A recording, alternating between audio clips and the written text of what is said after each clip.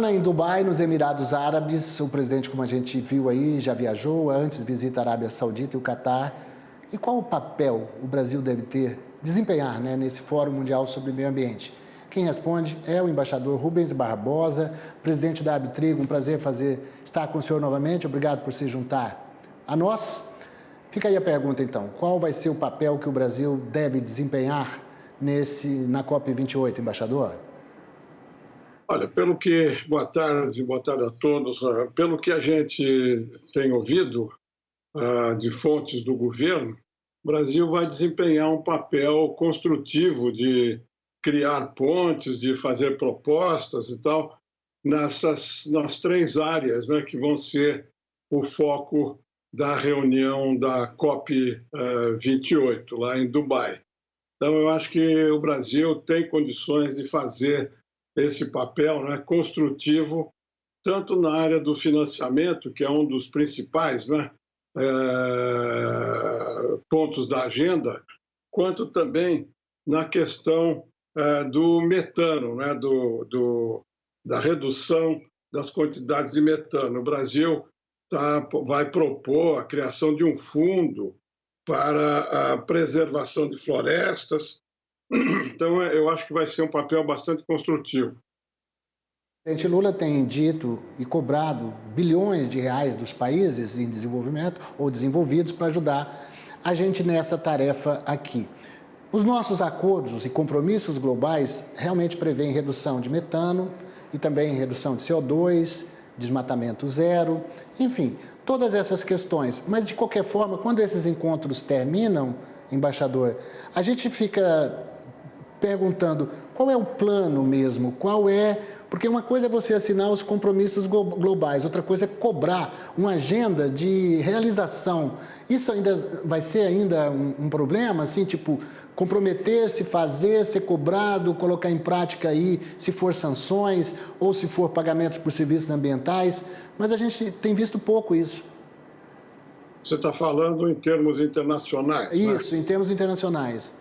Eu acho que essa COP ocorre num momento muito complicado, né? Você está com duas guerras aí, tanto na Ucrânia quanto em Gaza, e realmente a disposição das pessoas, dos países, não vai ser total para focalizar esse problema. Mas nós temos que ver que realmente as condições de clima estão mudando, nós estamos vendo muitos fenômenos naturais aí atingirem muitos países e a gente tem que insistir. Quer dizer, nessa questão do financiamento, a OCDE publicou um relatório agora mostrando que o ano passado não foi cumprido, né, os 100 bilhões que estão previstos já há muitos anos e que os países desenvolvidos não preenchem, né? O ano passado, segundo a OCDE, foram utilizados quase 85, um pouco mais, bilhões, não 100 bilhões como foi prometido. Mas eu acho que essa questão do financiamento tem que constar lá, quer dizer, os países desenvolvidos cobram dos países em desenvolvimento medidas sem cumprir o que eles mesmos prometeram, né? Eu acho que isso é uma coisa importante da gente manter a pressão.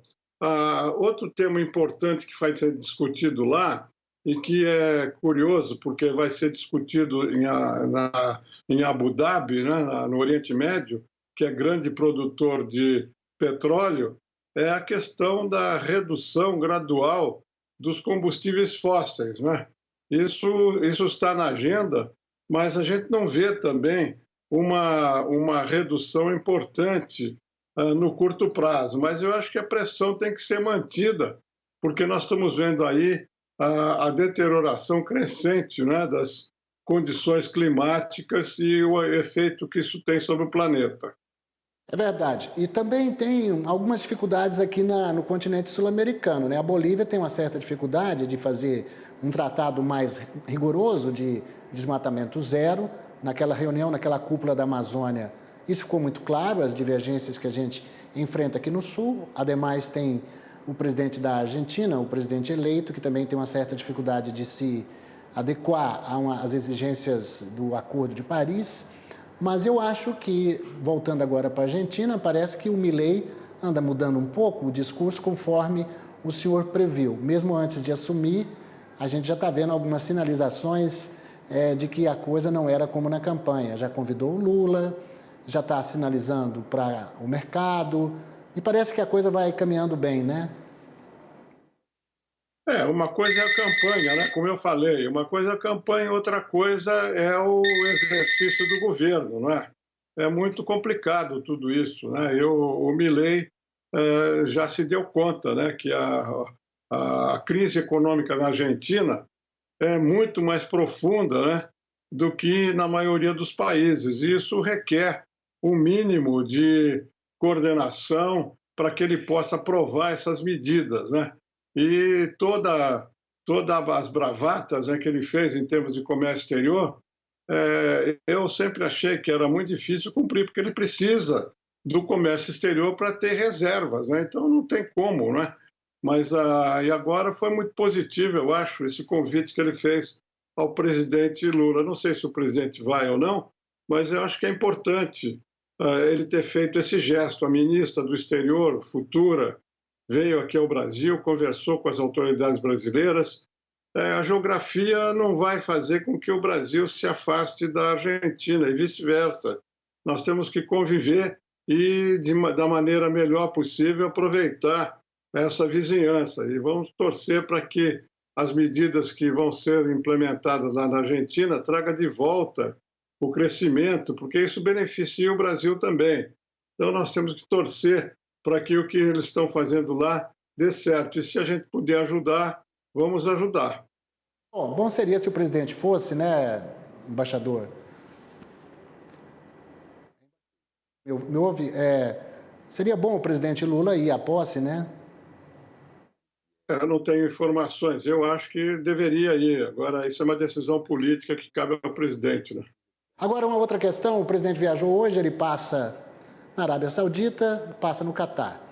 Nesse contexto de guerra lá no Oriente Médio, essa visita do presidente Lula já estava agendada, mas certamente ela se reveste de uma importância. O Brasil tem tentado interlocução com o Catar, a Arábia Saudita está ajudando nessa questão da crise, ajudando inclusive fazendo ponte com Israel. O que pode resultar disso? Uma liberação mais rápida vamos dizer assim, dos brasileiros que ainda estão lá na faixa de Gaza?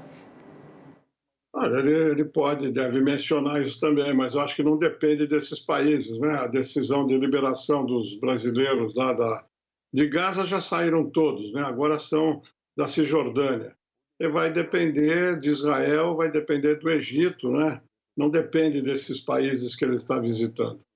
Encerrar, para não falar que não falamos de trigo, como presidente da Abitrigo, alguma novidade no mercado? Como é que o ano está terminando? Já estão fazendo os balanços, embaixador? Nós estamos acompanhando nessas oscilações. Agora o preço aumentou um pouco também, então houve quebra de safras no sul, né? No Paraná, Santa Catarina e Rio Grande do Sul, mas as importações estão seguindo normalmente, não há nenhum risco de perda de trigo e falta do trigo para o abastecimento interno. Então, estamos acompanhando, vamos fazer agora, acabamos de fazer a nossa reunião do Conselho Deliberativo e tivemos contato com os argentinos. Está tudo, até aqui, tudo normal, tudo indo conforme as expectativas, sem nenhum problema maior, apesar dessas questões climáticas e das oscilações no mercado. Tá certo. Embaixador Rubens Barbosa, mais uma vez, obrigado pela sua participação aqui no AgroTarde. Muito obrigado, embaixador. Obrigado pela sua participação. Tá, muito obrigado.